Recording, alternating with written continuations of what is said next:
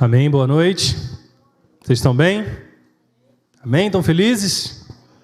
Cheios da presença de Jesus? Amém. Feche seus olhos mais uma vez, vamos pedir a Deus que nos abençoe toda a mensagem que Ele deseja trazer ao nosso coração nessa noite. Pai, nós te louvamos pelo Teu Espírito Santo fluindo, se movendo com liberdade no nosso meio, pela Sua presença manifesta, porque no meio dos louvores somos curados, restaurados, abençoados, fortalecidos, e Senhor, é a Tua presença que faz a diferença. Pedimos que agora o Senhor nos abençoe, o Senhor fale conosco através dessa palavra, e que possamos entender aquilo que o Senhor está dizendo às igrejas nesses últimos tempos. Em nome de Jesus. Amém? Queria que você abrisse sua Bíblia comigo no livro de Apocalipse, capítulo 1.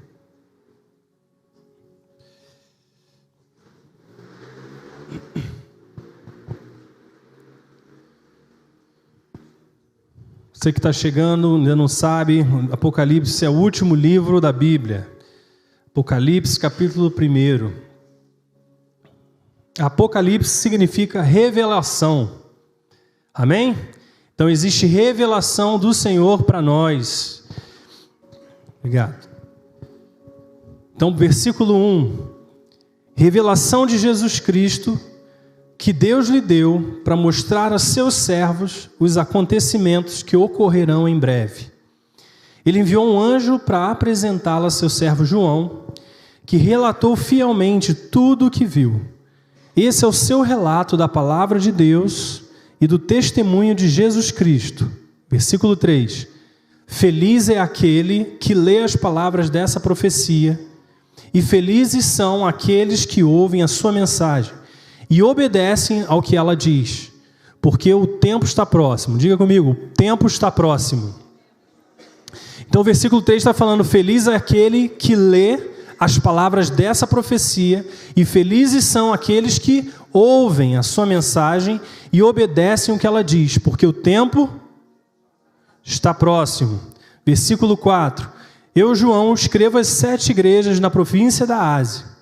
Graça e paz a vocês da parte daquele que é, daquele que era e que ainda virá, dos 7 Espíritos que estão diante do seu trono e de Jesus Cristo. Ele é a testemunha fiel dessas coisas, o primeiro a ressuscitar dos mortos e o governante de todos os reis da terra. Toda a glória seja àquele que nos ama e nos libertou dos nossos pecados por meio do seu sangue. Versículo 6, ele fez de nós um reino de sacerdotes para Deus, o seu Pai. A ele sejam a glória, o poder para todo sempre. Amém. Vejam, ele vem com as nuvens do céu e todos o verão, até mesmo aqueles que o transpassaram. E todas as nações da terra se lamentarão por causa dele. Sim, amém. Eu sou o Alfa e o Ômega, diz o Senhor Deus. Eu sou aquele que é, que era e que ainda virá, o Todo-Poderoso. Versículo 9, eu, João, irmão e companheiro de vocês no sofrimento, no reino e na perseverança para a qual Jesus nos chama, estava exilado na ilha de Patmos por pregar a palavra de Deus e testemunhar a respeito de Jesus. E era o dia do Senhor, e me vi tomado pelo Espírito. E de repente ouvi atrás de mim uma forte voz como um toque de trombeta, e a voz dizia, escreva num livro tudo o que você vê, e envio às 7 igrejas nas cidades de Éfeso, Esmirna, Pérgamo, Tiatira, Sardes, Filadélfia e Laodiceia. Então, quando me voltei para ver quem falava comigo, vi 7 candelabros de ouro, e em pé entre eles havia alguém semelhante ao Filho do Homem. Vestia um manto comprido, com uma faixa de ouro sobre o seu peito.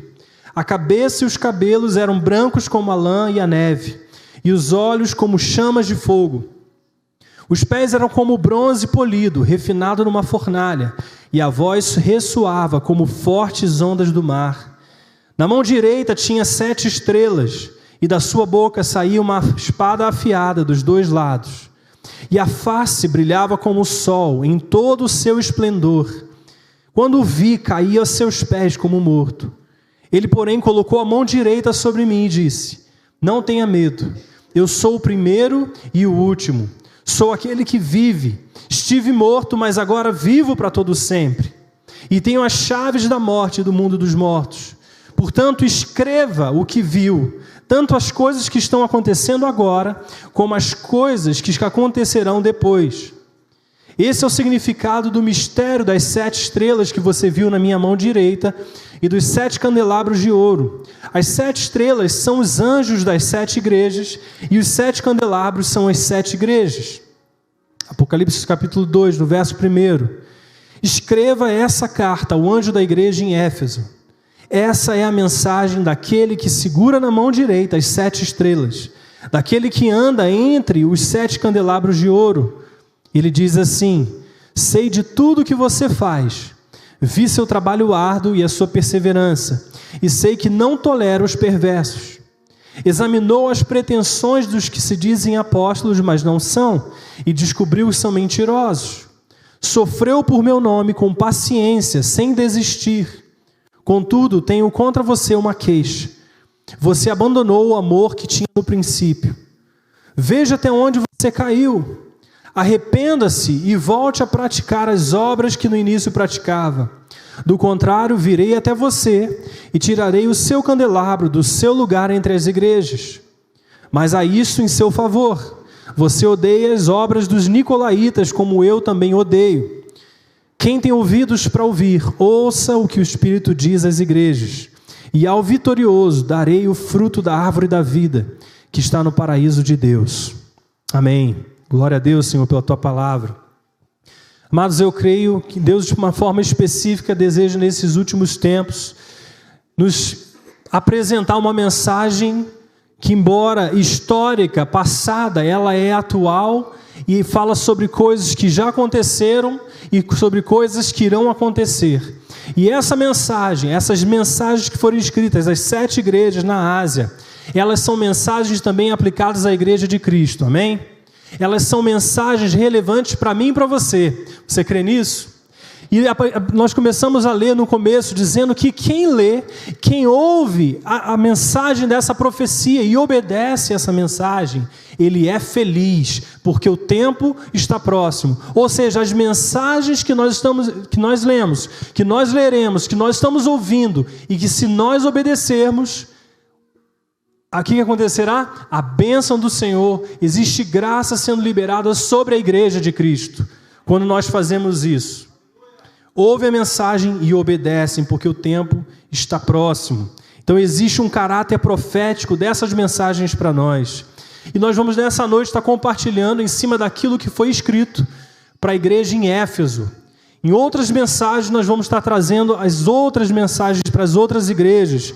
Mas em específico, eu quero que você esteja com um coração aberto, porque essa mensagem da igreja de Éfeso também é para você, amém? Essa mensagem também é para a igreja da montanha, amém? Versículo 2, então ele diz: sei de tudo que você faz, vi seu trabalho árduo e a sua perseverança, e sei que não tolera os perversos. Examinou as pretensões dos que se dizem apóstolos, mas não são, e descobriu que são mentirosos. Sofreu por meu nome com paciência, sem desistir. A primeira coisa que Jesus disse a essa igreja é que ele sabia tudo o que essa igreja fazia. Eu não sei se você já teve a oportunidade de conversar com alguém e nessa conversa, de alguma forma você trazer alguma coisa que te incomoda, alguma coisa que está acontecendo. Talvez uma orientação, um aconselhamento, talvez, uma repreensão, uma exortação. E normalmente quando a gente vai fazer isso, a gente reconhece primeiro as coisas de boas que aquela pessoa faz e depois diz assim: mas tem uma coisa, né? Tem uma coisinha aqui que eu preciso falar com você. Olha, você é ótimo, você é uma pessoa firme, você é uma pessoa joia, mas tem uma coisa que eu estava precisando falar com você. Quantos já passaram por isso, né? A gente já passou alguns momentos por isso. E Jesus começa a se dirigir a essa igreja falando isso. Olha, igreja em Éfeso, eu sei de tudo aquilo que você faz. Eu vi o seu trabalho árduo, eu vi a sua perseverança, eu sei que você não tolera a perversidade. Quando pessoas disseram serem enviadas no meu nome, você examinou as pretensões dessas pessoas e você descobriu que eles eram mentirosos. Você sofreu pelo meu nome com paciência e sem desistir. Então Então Jesus começa dizendo para essa igreja todas essas coisas positivas que eles carregavam. Sabe, o seu trabalho árduo, a perseverança. Então, o que é interessante é que, sim, é que aos nossos olhos, a igreja em Éfeso é uma igreja modelo. Em muitos aspectos, a igreja em Éfeso é um padrão a ser seguido. Se nós estivéssemos hoje avaliando uma igreja pela sua perseverança, pelo seu trabalho árduo, sabe, por sofrer pelo nome de Jesus sem desistir, por tudo aquilo que está sendo descrito sobre a igreja de Éfeso, nós diríamos assim: essa é uma igreja modelo, essa é uma igreja exemplar. Quando as pessoas dizem ser enviadas no nome de Deus, elas examinam aquilo que está sendo dito, elas veem se aquilo que está sendo dito realmente vem da parte de Deus ou não vem. Jesus está falando para eles: eu sei de tudo isso, eu sei de tudo que vocês fazem, mas por que dizer isso? E de repente Jesus fala: contudo, uma coisa eu tenho contra vocês: vocês deixaram de praticar as obras do primeiro, do início, do começo. Vocês deixaram de fazer alguma coisa que eu julgo ser mais importante do que tudo isso que vocês fazem de muito bem. Contudo, tenho contra você uma queixa: você abandonou o amor que tinha no princípio. Sabe, toda a dedicação que nós podemos oferecer a Deus não pode ser maior, não pode ser colocada acima daquilo que motiva essa dedicação. Porque se você se move e você está fazendo as coisas para Deus, existe uma razão por trás. Existe um motivo, uma motivação por trás desse esforço, dessa maturidade. Sabe por que você sofreria pelo nome de Jesus sem desistir? Porque você encontrou algo que não pode ser comprado, que não pode ser vendido, por algo que não pode ser simplesmente considerado como algo comum. Você encontrou a razão da sua salvação. Você encontrou a vida eterna. Você encontrou o perdão, a reconciliação. Mas então, depois de ter sido reconciliado, ter sido amado com amor imensurável, você começa a fazer as coisas para Deus, ao ponto de repente, se esquecer do primeiro amor, daquilo que te motivou a fazer essas coisas. Quantos estão entendendo? E a igreja de Éfeso estava nessa condição. Sabe, o amor do início nasce dentro de nós, por causa daquilo que Cristo fez. A boa notícia do Evangelho é o entendimento que nós merecíamos a ira de Deus, mas recebemos o perdão. Quantos entendem isso? Que você merecia a ira de Deus, mas você recebeu o perdão dele. Você recebeu o amor incondicional. Por isso o nosso zelo, a dedicação, a perseverança precisam ser o fruto do presente recebido. Era uma igreja séria, comprometida, madura, firme contra o pecado, firme contra a perversidade, mas esqueceram do fundamento. Que tudo aquilo que eles tinham recebido, tudo aquilo que eles faziam, era algo que lhes foi dado, que foi concedido pelo próprio Senhor. Sabe, igreja, nós precisamos ter o cuidado de que o zelo não nos deixe cegos. De que o seu zelo pelas coisas de Deus não te deixe cego. Nós precisamos ter o cuidado de não nos tornarmos juízes dos outros, sem a capacidade de enxergar a nossa própria vida. Às vezes andamos ofendidos porque outros não valorizam coisas como nós. Porque outras pessoas não fazem as coisas como nós fazemos. Porque as outras pessoas pensam diferente de nós. E às vezes deixamos que a ofensa venha estar no nosso coração, venha tomar conta de nós. E nos tornamos zelosos, nos tornamos dedicados para as coisas e esquecemos a origem daquilo que nós fazemos. A razão do porquê nós fazemos as coisas. Sabe? E aí o versículo 5 diz assim: veja até onde você caiu. Imagina, amados, Jesus indo diante de você, e você sendo perseverante, e você sofrendo pelo Evangelho, e você examinando as pretensões das pessoas que se dizem vir de Deus, e você faz isso tudo, e Jesus fala conosco: olha, veja até onde você caiu. Veja até onde, qual a distância que você andou separado de Deus, afastado de Deus, mas sem perceber. Eu não sei se você já teve a oportunidade de ir em certas praias em que existe, até você conseguir uma boa profundidade, você precisa andar longa distância. Não sei se você, aqui em Cabo Frio tem a Praia do Forte, Saquarema, essas praias aqui, elas têm essa característica. Você entra e começa a andar, e você vai andando, e de repente você olha para trás, a praia está lá no final e a água está no seu joelho. Né? Quantos já passaram por isso? Né? E é exatamente isso que Jesus estava dizendo para aquela igreja. Olha, você caiu e você continuou caindo, e você não percebeu que tinha caído. Você andou essa distância toda e você não entendeu que você está longe de mim, que você está afastado, que o seu coração está distante. Sabe, nós perdemos de vista o nosso próprio fracasso. E ele diz: arrependa-se e volte a praticar as obras que no início praticava. Porque do contrário, virei até você e tirarei o seu candelabro do seu lugar entre as igrejas. Perceba o seguinte, quando nós começamos a ler o primeiro capítulo de Apocalipse, Jesus está falando que é Ele que estava com as 7 estrelas nas suas mãos e falava sobre os 7 candelabros pelos quais Ele se movia. Então essas 7 igrejas, a própria Bíblia diz que eles são os anjos das igrejas. Umas pessoas dizem que poderia ser um anjo mesmo, mas na maioria das vezes as pessoas atribuem o anjo como uma liderança espiritual sobre a igreja. E não importa na maneira como você interpreta isso, mas essa mensagem, ela não está limitada a um representante de uma igreja.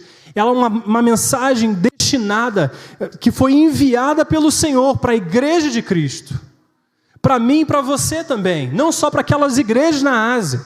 Sabe, porque às vezes nós pegamos as cartas de Paulo, escritas para a igreja em Corinto, para a igreja em Éfeso e por aí vai, e nós aplicamos os princípios para nós, mas porque o livro de Apocalipse é um livro profético, nós deixamos de aplicar esses mesmos princípios sobre a nossa vida.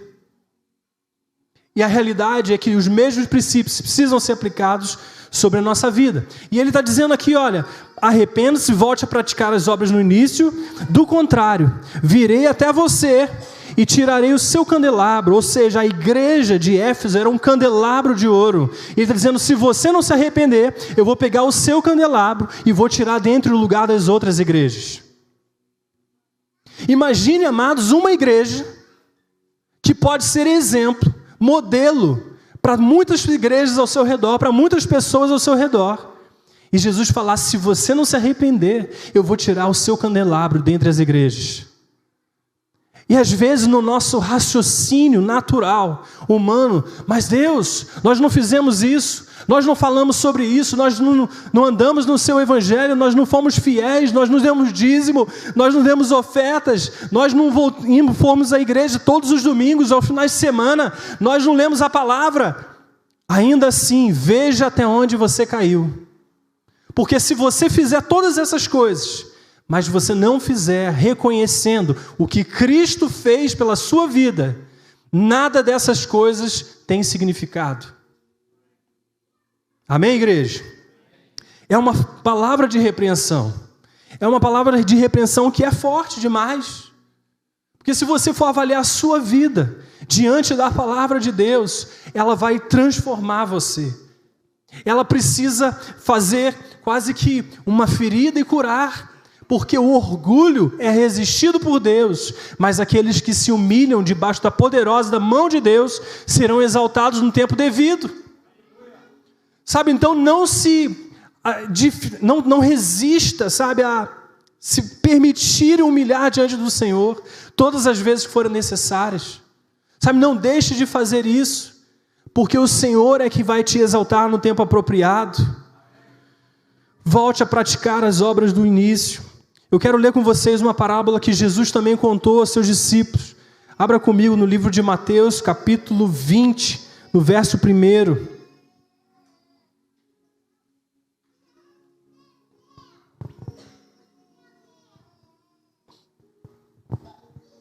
Quando se abrir, eu digo amém. Versículo 1. Porque o reino dos céus é como o dono de uma propriedade que saiu de manhã cedo a fim de contratar trabalhadores para o seu vinhedo. E ele combinou de pagar uma moeda de prata por um dia de serviço e os mandou trabalhar. E às 9 da manhã estava passando pela praça e viu por ali alguns desocupados. Contratou-os e disse-lhes que no final do dia pagaria o que fosse justo. E eles foram trabalhar no vinhedo. E ao meio-dia e às 3 da tarde fez a mesma coisa. Às 5 da tarde estava outra vez na cidade. E viu por ali mais algumas pessoas e perguntou: por que vocês não trabalharam hoje? Perguntou ele. Porque ninguém nos contratou, responderam. Então o proprietário disse: vão e trabalhem com os outros no meu vinhedo. E ao entardecer mandou o capataz chamar os trabalhadores e pagá-los, começando pelos que haviam sido contratados por último. E os que foram contratados às 5 da tarde vieram e receberam uma moeda de prata. E quando chegaram os que foram contratados primeiro, imaginaram que receberiam mais. Contudo, também receberam uma moeda de prata. Ao receber o pagamento, queixaram-se ao proprietário. Aqueles trabalharam apenas 1 hora, e no entanto o Senhor lhes pagou a mesma quantia que a nós, que trabalhamos o dia todo no calor intenso. E o proprietário respondeu a um deles: amigo, eu não fui injusto. Você não concordou em trabalhar o dia inteiro por uma moeda de prata? Pegue o seu dinheiro e vá. Eu quis pagar ao último trabalhador o mesmo que paguei a você. É contra a lei que eu fazer o que quero com o meu dinheiro? Ou você está com inveja porque fui bondoso com os outros? Assim, os últimos serão os primeiros e os primeiros serão os últimos. Amém? Amém, igreja? O reino de Deus precisa ser enxergado não como um direito, mas como um privilégio. Vou falar isso de novo. O reino de Deus não pode ser enxergado como um direito, mas como um privilégio. Ele é um privilégio para nós. Ele é um privilégio para nós. Nós achamos que às vezes temos o direito, mas é um privilégio. E o que Jesus estava ensinando aqui é que a bondade dele não depende daquilo que você faz. Se ele quiser dar o mesmo para uma pessoa que trabalhou muito e dar o mesmo para a pessoa que pouco trabalhou, é a bondade dele. Receber esse privilégio é um privilégio por si só. Receber a bondade de Deus é um privilégio por si só. Então não julgue que você tem direito a mais do que o outro, porque você tem mais tempo de vida cristã, porque você conhece mais a Bíblia, porque não é assim que funciona o reino de Deus. Deus é bom, Deus escolhe o que oferecer e dar aos seus filhos. Não deixe o mérito roubar sua gratidão. O reino não pode ser conquistado por esforço, mas espera-se esforço. Amém? Não é porque o reino não pode ser conquistado por esforço que você não se esforça. A Bíblia diz no livro de Tiago que a fé sem obras é morta.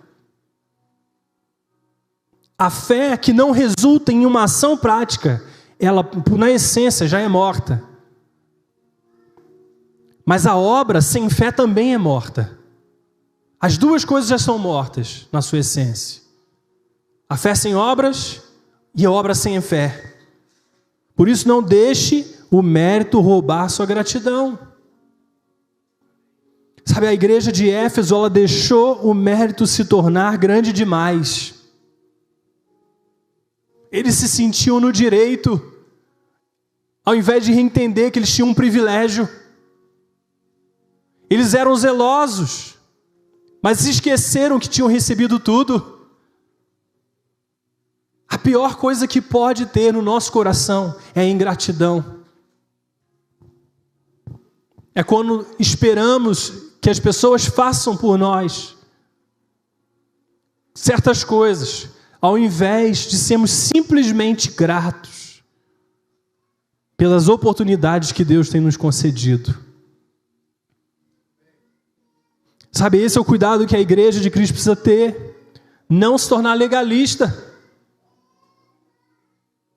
A igreja de Cristo é tentada a se tornar legalista, porque começa a amar as coisas que fazem, ao invés de continuar amando o Senhor. O seu amor, a sua dedicação, a sua perseverança nunca pode ser um pretexto para você deixar o primeiro amor, amados. Quero que você abra comigo agora no livro de Tiago, capítulo 1, a partir do verso 2.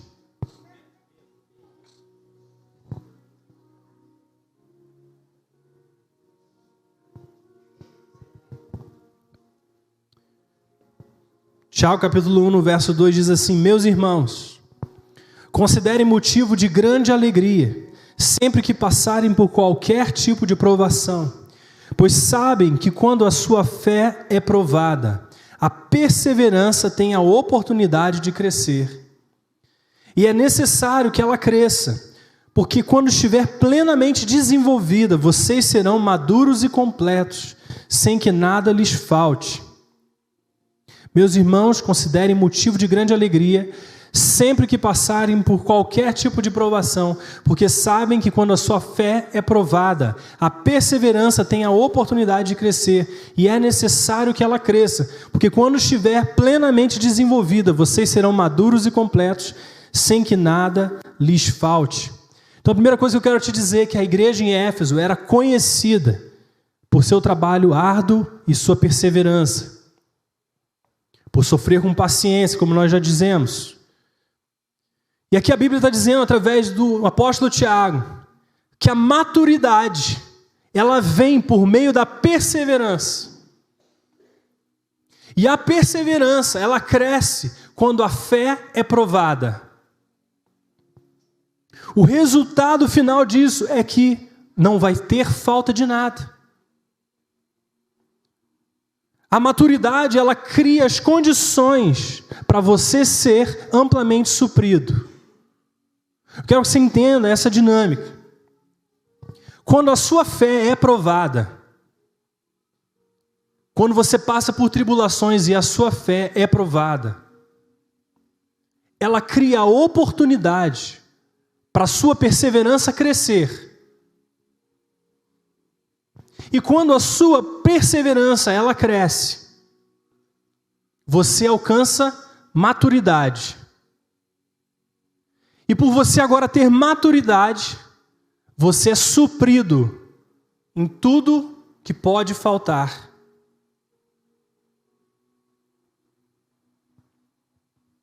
Por isso que Tiago está dizendo, tenha motivo de grande alegria quando você passar por tribulação, por provação. Por quê? Porque a provação, ela é uma oportunidade para prover para você aquilo que te falta. E poucas pessoas entendem isso. Elas reconhecem que estão em falta, que está faltando alguma coisa. Mas aí quando passam pela tribulação, pela provação da sua fé, e a Bíblia está dizendo que esses ingredientes juntos vão gerar exatamente aquilo que você precisa. Você não quer passar, entende? Você resiste à provação, à tribulação. Você não quer a sua fé provada. Você não quer a sua fé desafiada. Mas o reino é diferente. Às vezes que você passar por tribulação, é uma oportunidade para Deus prover na sua vida aquilo que falta. E é interessante que aquela igreja, ela era assim. Ela passou por tribulações porque estava sofrendo pelo nome de Jesus. Ela trabalhava arduamente, ela perseverava. Mas ainda assim, o Senhor repreendeu essa igreja. Quando você passa por esse processo, a sua capacidade é aumentada. A maturidade. Não sei se você já teve oportunidade, principalmente os homens com certeza, as mulheres nem tanto. Mas se você jogou futebol alguma vez na vida e você é novo, o que acontece? o jovem corre atrás da bola. Você vê, se bota as crianças para jogar futebol.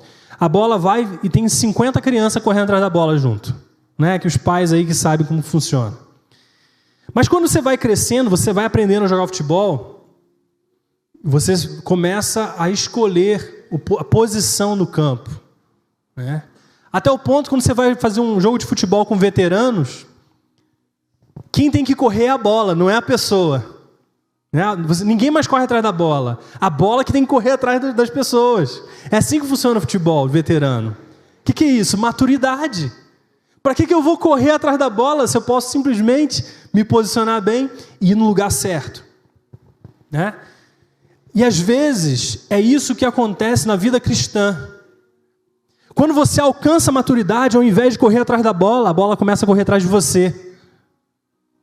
Quantos estão entendendo?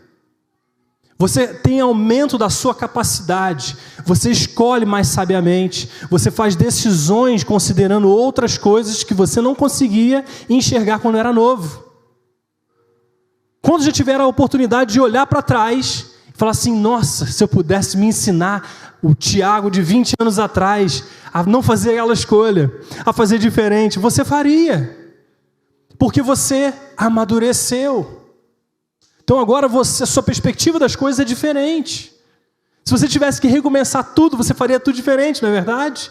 Por causa da maturidade. Então a maturidade, ela aumenta a nossa capacidade de gerenciar as coisas, de administrar as coisas. A maturidade te dá a capacidade para você lidar com o aumento. A maturidade te dá a capacidade para lidar com a abundância. Porque lá no começo, se você tivesse um período de abundância, o que você faria? Você gastaria toda a sua abundância em coisas que talvez não façam nenhuma diferença para o seu futuro. É ou não é, igreja? Não é uma realidade isso? Mas agora, você maduro, o que você faz? Quando vem a abundância, o que você quer pensar? Como é que eu vou usar isso? Onde que eu preciso aplicar esses recursos? Onde eu preciso aplicar o meu tempo? Porque eu não tenho mais tempo a perder, entende? A maturidade te coloca nesse lugar. Amém? Mas mesmo pessoas maduras são tentadas a deixar o primeiro amor.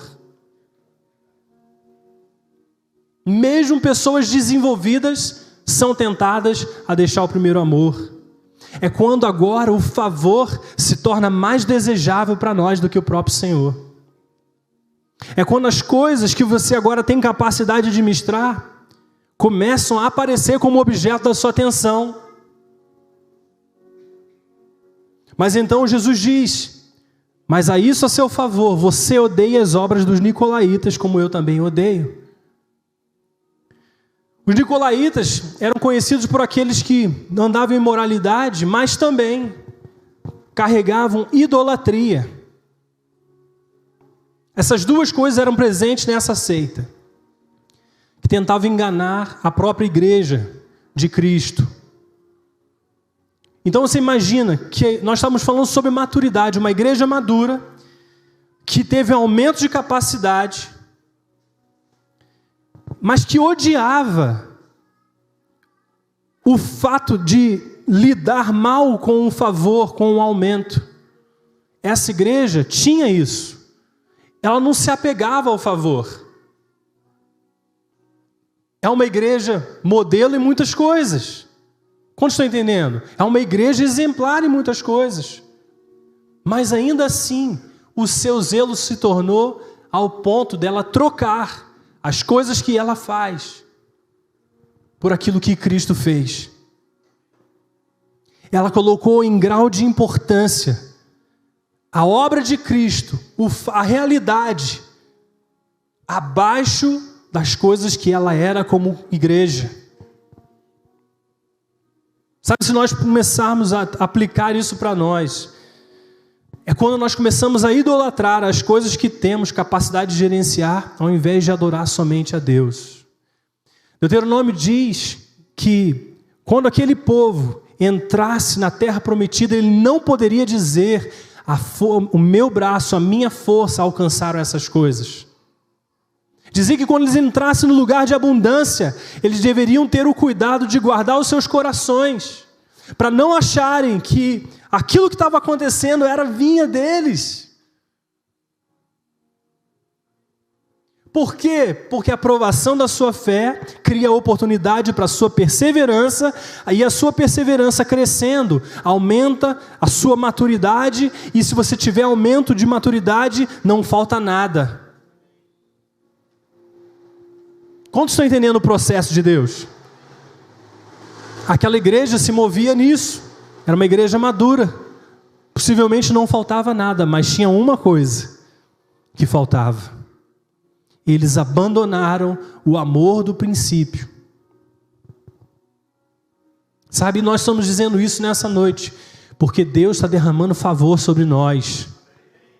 Deus está derramando favor sobre a sua casa, sobre a sua família. Deus está te levantando para honrar o nome dEle sobre todo esse lugar, sobre toda essa cidade, diante dos profissionais, diante do mundo. Deus vai te honrar. Mas quando Ele te honrar, você precisa ter capacidade para gerenciar esse aumento. Você precisa estar o coração no lugar certo, para que você não seja movido do lugar onde você está, para estar distante de onde você deveria estar. Nós não queremos perder a nossa posição de filhos de Deus. Nós não queremos comprometer a nossa identidade, nós não queremos comprometer a nossa integridade, sabe, entendendo que Jesus é que faz essas coisas, que tudo aquilo que temos foi recebido por Ele, para Ele são todas as coisas. Sabe, quando você for colocado no lugar de honra, lembre-se que quem te colocou lá. Quando você foi promovido pelo Senhor para um lugar de brilhar a sua luz, não se esqueça de que foi o Senhor que te colocou lá. Todas as vezes que forem necessárias, sacrifique, para que o sacrifício não se torne algo que o seu coração deseja mais do que o próprio Deus. Deuteronômio diz também que quando eles entraram na terra, a primeira coisa que foi pedido foi um sacrifício. Era que fosse consagrado, sabe, coisas ao Senhor.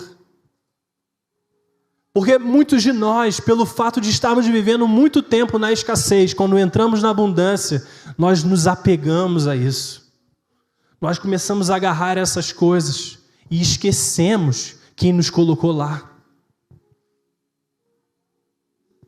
Deus está liberando você, querido, a sua vida. Deus te deu uma voz para triunfar sobre o poder das trevas. Deus te chamou e te ungiu para libertar os cativos, para restaurar os cegos, para pôr em liberdade os oprimidos, para anunciar a mensagem da salvação. Deus vai usar você onde você está, para ser um instrumento do seu poder, da sua glória. E Deus está nos chamando, assim como Deus um dia chamou a Daça, que virou rainha Esther. É para um tempo como esse que ela foi chamada. É um tempo como esse que nós estamos sendo chamados pelo Senhor. Eu sinto no meu espírito que Deus está mudando as coisas. Deus está mudando a sua sorte. Deus está mudando a sua realidade. Mas o que você vai fazer quando isso acontecer? Sacrifique. Não deixe de praticar as obras do início. Volte-se ao Senhor Jesus todas as vezes. Coloque em honra, o exalte acima de todas as coisas. Sabe, eu sinto que Deus tem te dado uma visão para você correr, um sonho para você realizar. Tem pessoas que Deus tem plantado sonhos no seu coração. Deus tem te dado uma visão. Você é chamado para correr essa visão, sim. Mas só existe um motivo: entronizar o nome do Senhor acima de todas as coisas. Acima de todas as coisas. Ele é digno. Porque se você for fiel em lidar tanto na escassez como na abundância, se um dia o Senhor te pedir para entregar essa coroa, você vai entregar de novo. Porque a única pessoa que vai ter o seu coração é o Senhor Jesus.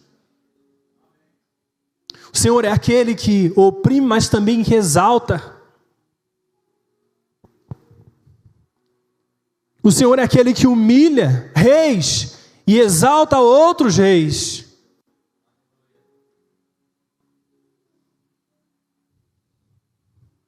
E eu entendo que para fazer diferença, Deus às vezes precisa nos colocar em lugares chaves.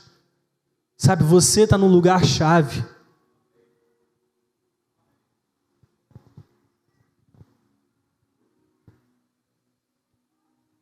Estava conversando, não sei se a Lelê está aí, Tiago não estou vendo, está lá em cima, né? Eu vi a Lelê aí mais cedo, nós tivemos a oportunidade de estar com eles, e nesse momento de compartilhar, o Tiago estava falando, ele é enfermeiro, né? E trabalha pessoas em todas as situações, e em alguns momentos, as pessoas estão ali no leito do hospital, precisando ouvir uma palavra de Deus, e Deus tem usado ele em alguns momentos para liberar essa palavra. Às vezes a última voz, a última coisa que as pessoas estão ouvindo vem da boca dele. Ele foi colocado no lugar chave, e quando ele libera aquilo ali, pessoas estão tendo encontro com Jesus. Sabe, isso é tremendo demais. E tem pessoas, às vezes, insatisfeitas por não estar trabalhando na igreja de uma forma como esperava. E Deus colocou você num lugar que vai fazer a maior diferença. Sabe, que vai transformar a vida de pessoas. É isso que se trata o Evangelho. Sabe, mas às vezes nós desprezamos aquilo que Deus ama. Às vezes nós rejeitamos e resistimos às oportunidades que Deus cria para nós, porque talvez não seja diferente daquilo que nós imaginávamos. Mas Deus te colocou no lugar chave para você fazer a diferença. Sabe, você não está à toa no lugar onde você está. E se Deus não te tirou ainda, creia que é um lugar chave para você. Mesmo em momentos de transição, mesmo em momentos que você sente que Deus está te levando para outra coisa, continue sendo fiel. O reino é dele, amados.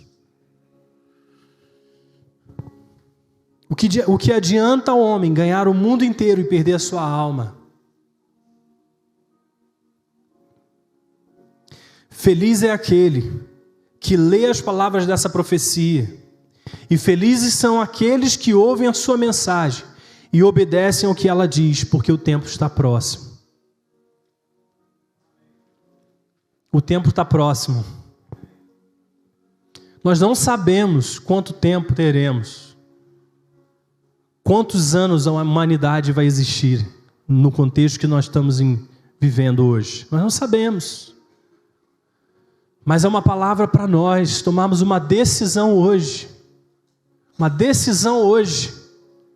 Feliz é aquele que lê as mensagens dessa profecia, que ouvem e obedecem, porque o tempo está próximo.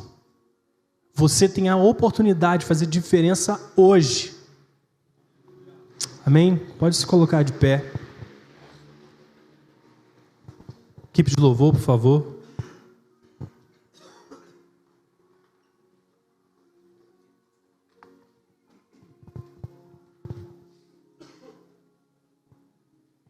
Nós não combinamos nada. Igor também não sabia nada do que a gente ia ministrar hoje. Mas eu sinto esse clamor do Senhor, do Espírito Santo, para nós voltarmos às obras do princípio. Para nós escolhermos viver de forma digna do Evangelho do Senhor. Amém? Então nós vamos adorar a Deus e eu quero que você pegue essa oportunidade de se consagrar ao único, que é digno de todo louvor, de toda honra e de toda adoração. Amém?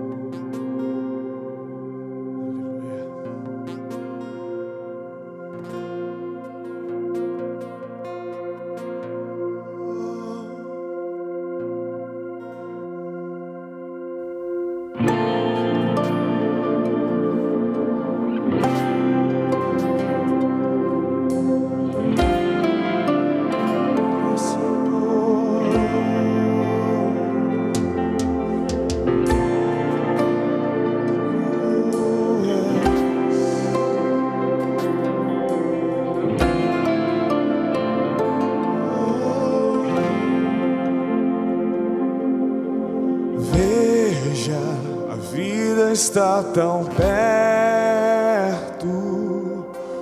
Prove, a paz não está tão longe. Cadê as sombras que nos seguiam? Quebrou o cristal do nosso orgulho ao chão.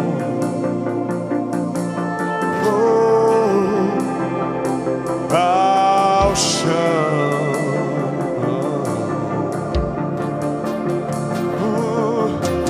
Veja, a vida está tão perto. Prove, a paz não está tão longe. Cadê as sombras que nos seguiam? Quebrou o cristal do nosso orgulho. Veja os tronos de outros reis dobrados ao chão. Até o meu coração se deu. Eita, tudo se rendeu. Quem não louvará? Quem não temerá o Rei? Veja os tronos de outros reis dobrados ao chão. Até o meu coração se deu. Eita, tudo se rendeu. Quem não louvará? Quem não temerá o Rei? Importa que ele cresça, maior que toda sombra que a gente projetou. Importa que ele seja o único Senhor. Importa que ele cresça, maior que toda sombra que a gente projetou. Importa que ele seja o único Senhor. Veja os tronos de outros reis dobrados ao chão.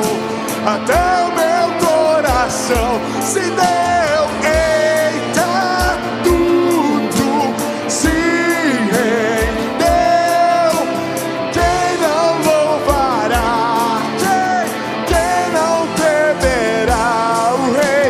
Veja os tronos de outros reis dobrados ao chão. Até o meu coração se deu. Eita, tudo se rendeu. Quem não louvará? Quem não temer? Veja os tronos de outros reis dobrados ao chão. Até o meu coração se deu. Eita, tudo se rendeu. Quem não louvará? Quem não temerá o Rei? Veja os tronos de outros reis dobrados ao chão. Até o meu coração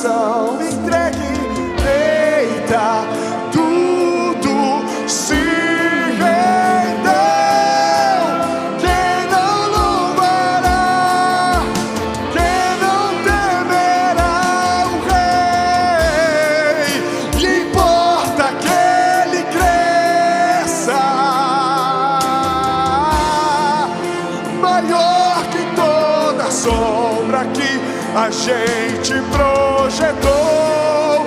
Importa que Ele seja o único Senhor. Importa que Ele cresça maior que toda sombra que a gente projetou. Importa que Ele seja o único Senhor. Veja os tronos de outros reis dobrados ao chão, até o meu coração se deu. Eita, tudo se rendeu. Quem não louvará, quem não temerá o Rei? Veja os tronos de outros reis dobrados ao chão, até o meu coração se deu. Eita, tudo se rendeu. Quem não louvará, quem não temerá o Rei? Oh, quem não temerá o Rei?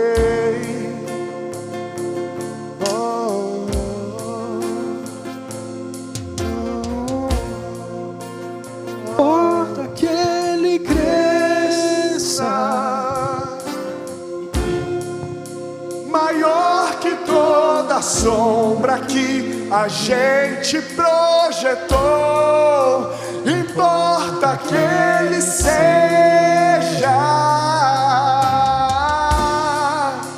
o único Senhor, o único Senhor. Importa que Ele cresça. Diga a sua irmã, igreja. Maior que toda sombra que a gente projetou. Declare isso bem forte. Importa Que Ele seja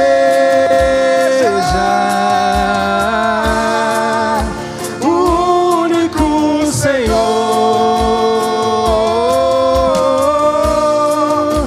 Importa que Ele cresça maior que toda sombra que a gente projetou. Importa que Ele seja o único Senhor, o único, à toa, até aquele que é o digno de louvor, aquele que é digno de louvor. Adore ao Senhor, Ele é digno de louvor, Ele é digno de louvor.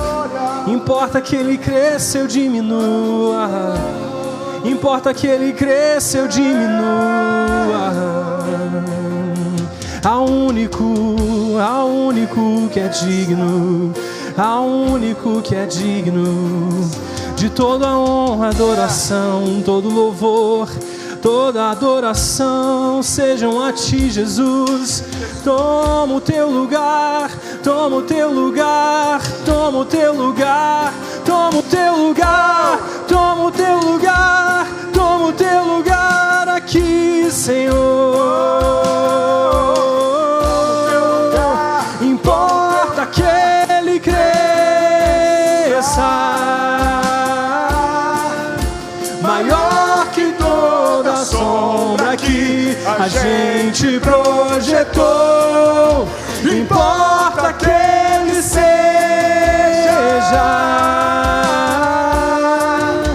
o único Senhor. Aleluia, aleluia, Jesus, aleluia, Jesus. Pai, nessa noite Nós entendemos, Senhor, a responsabilidade do tempo em que vivemos. Nós entendemos, Senhor, o chamado como igreja para viver não apenas de forma irrepreensível, não apenas com maturidade, não apenas com integridade, mas também com paixão, Senhor. Amém. Sabe, nós queremos ser uma igreja que é arrebatada, sim, mas por amor, por dedicação ao primeiro amor. Nós não queremos ser uma igreja que esqueceu o primeiro amor, que esqueceu de onde veio, Senhor. Nós não queremos ser uma igreja que se esquece que tudo é por Ti e para Ti sejam todas as coisas, Senhor. Pai, queremos ser uma igreja não apenas de integridade, de caráter, de dons, do mover do Espírito Santo, mas queremos ser uma igreja de pessoas que decidiram viver para Cristo, para viver para Ele, viver para o Senhor em todos os momentos, em todas as circunstâncias, a cada instante, que são capazes de lançar suas coroas, sim, todas as vezes que foram necessárias, para que o Senhor cresça, Senhor, para que o Senhor seja exaltado, para que o Senhor seja glorificado acima de todo nome nos céus e na terra, através de nós e conosco, Senhor, no meio de nós, seja exaltado, Senhor. Aleluia! Importa que aleluia! Cresça, maior que toda sombra que a gente projetou. Importa que Ele seja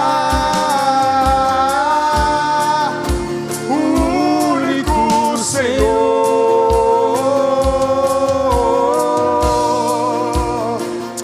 Aleluia! Aleluia! Feche seus olhos mais uma vez.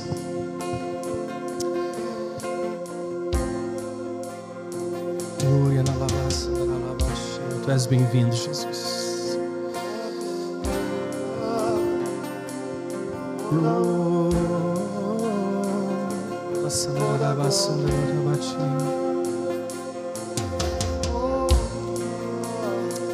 Aleluia, Jesus. Bem baixinho agora.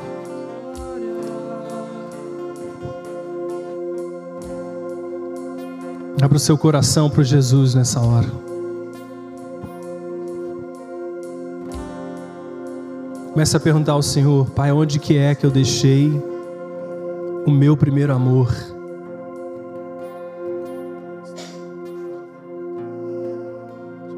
Que momento, que fase da minha vida que eu deixei o primeiro amor? O que se tornou tão importante para mim?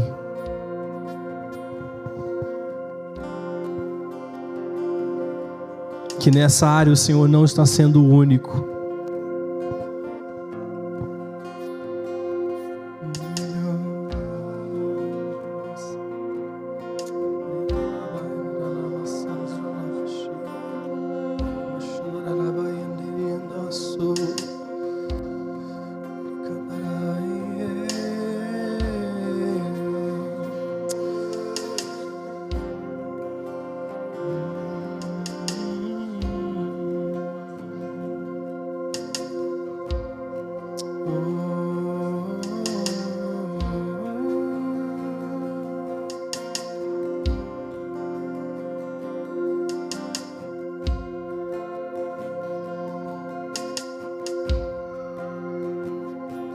Quando foi, Senhor, que nós deixamos as coisas se tornarem mais importantes do que o primeiro amor?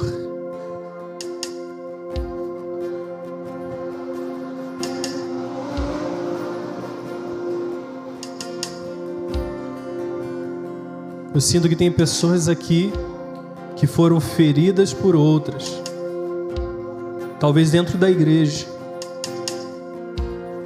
Talvez dentro da igreja. E essas coisas fizeram com que você simplesmente deixasse o primeiro amor. Mas o Senhor está falando com você: é hora de voltar. É hora de voltar. Porque eu continuo o mesmo.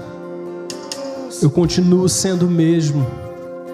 As pessoas que te feriram são falhas, têm suas dificuldades, têm seus próprios defeitos, mas eu continuo perfeito. Quero declarar sobre você a liberdade do Senhor nessa noite, em nome de Jesus. Sabe, Deus tem reconciliação